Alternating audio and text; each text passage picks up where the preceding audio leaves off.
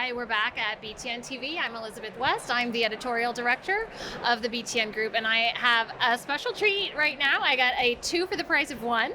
I've got Kari Wendel, head of customer for CWT M&E, and I have Ian Cummings, the global head of CWT M&E, with me today. And we are going to talk about the merging of travel and meetings, because that's a trend that they're seeing in the RFP activity happening now. So I'm going to actually start with Kari and ask you about that RFP activity, what you're seeing, what the bids look like, and what are people asking you for? Yeah. So we were discussing before this that we've been talking about this for the better part of 2 decades, and it's finally coming to fruition, I think for a number of reasons. One, volumes are down, and so the combined volume across business travel and M&E is probably a more compelling way to get a better price. But I also think we're just continuing to see that trend of travel managers taking on some component or all of meetings and events from a strategic perspective. And so they're saying, let's just pick the right partner.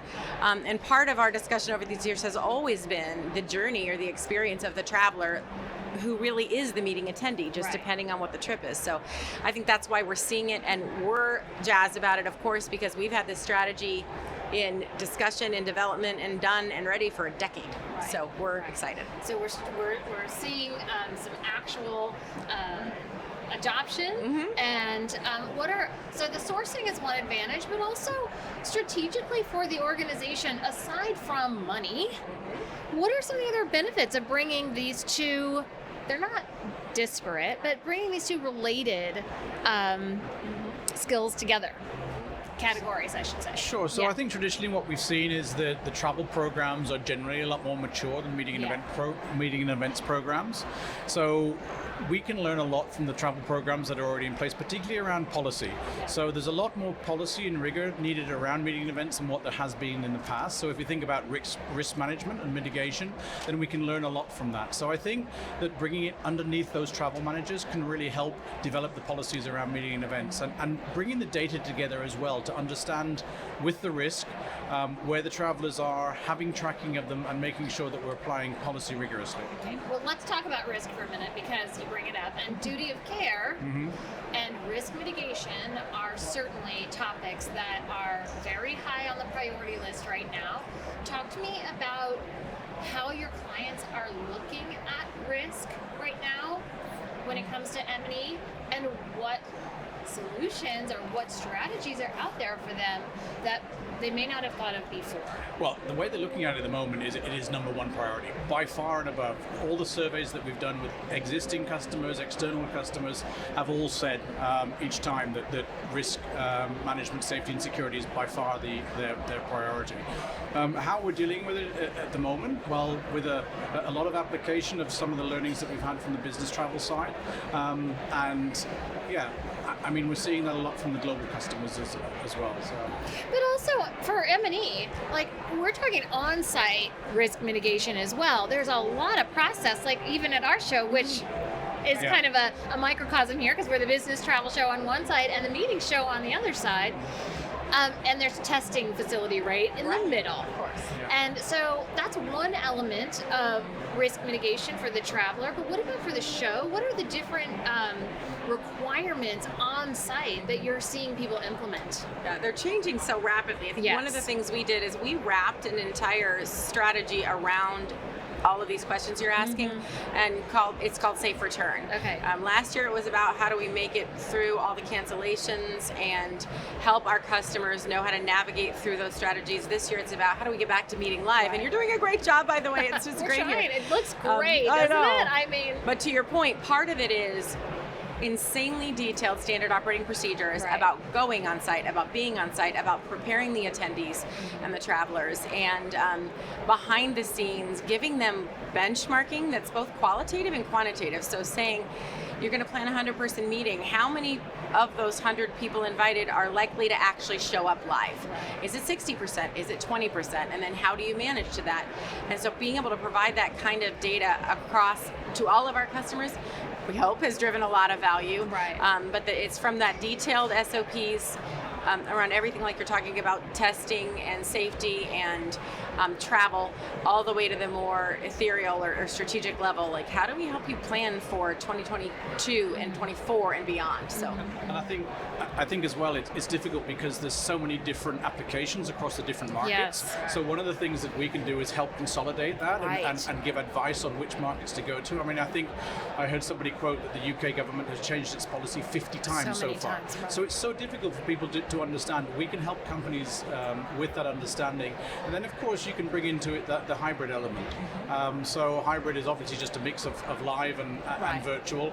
And we think that we're going to see a lot more of that in the future. It will become the norm. So as we see meetings return, probably domestically first, so we may see 30, 40, 50 people meeting domestically, and we'll be broadcasting to a virtual audience and allowing people to join. So for us as an agency, we need to be thinking about the technology, having people meeting in the original live setting that we have, but also broadcasting to the virtual environment. So those are two areas that I think we can bring a lot of value. I think the supplier market from the travel supplier market has to now adapt to the hybrid meetings as well. From a hotel and event facilities perspective, I think there's a lot of work to do. What do you guys see for the future? And then the creativity that goes around that. So obviously everything sits on a tech platform, but how do we make it engaging for both the people that are live, which should be our easy bit, but also how do we make it engaging for the virtual people as well, and let them interact with the speakers and the audience and make sure that we have a combined outcome of real engagement. Right. Well, what else are you, as you look into your crystal ball, kind of what's next on the horizon for meetings and events? Well, we're seeing, as you mentioned earlier, we're seeing a lot of RFPs coming through. So a lot of companies are thinking about their suppliers, the supplier base. A lot of companies are looking to consolidate that supplier base and have less suppliers. So that's very exciting for us. We're in the middle of that, and we're trying to support as much as we can. We're trying to encourage companies to come back to meeting. We're meeting ourselves. We've just had one here in London to show that we can do it, to build confidence in people. Right. And we're trying to encourage meetings to come back as well. So I think crystal ball is difficult still at the moment, but over the next 6 months, we think we're going to see a gradual return to meetings. And then, of course, bringing people back who've been on furlough schemes is challenging, but that's what we want to do as the business returns. So we're hoping we're going to see a good uptick in 2022, Q1, Q2, and see some real solid meetings coming back.